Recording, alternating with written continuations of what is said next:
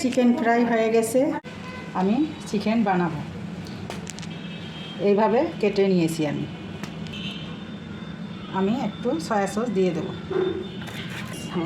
গোলমরিচ হাফ চামচ দেবো, সাদা গোলমরিচের গুঁড়ো হাফ চামচ, গরম মশলার গুঁড়ো হাফ চামচ, মরিচ হাফ চামচ, লবণ স্বাদ মতো। এখন মেখে নেব ভালোভাবে। টমেটো সস দিয়ে দেবো, হাফ আদার গুঁড়ো। 5 মিনিটের জন্য আমি রেস্টে রাখবো। কোট করার জন্য আমি ময়দা নেব 1 কাপ, কর্নফ্লাওয়ার 1 চামচ, মরিচের গুঁড়ো, গরম মশলার গুঁড়ো, মরিচের গুঁড়ো, আদা গুঁড়ো, স্বাদ মতো লবণ।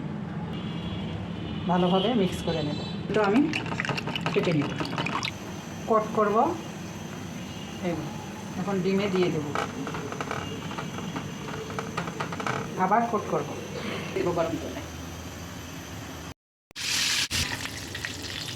আমার হয়ে গেছে চিকেন ফ্রাই হয়ে গেছে। সিপির চেয়েও অনেক সুন্দর, আপনারা ট্রাই করবেন।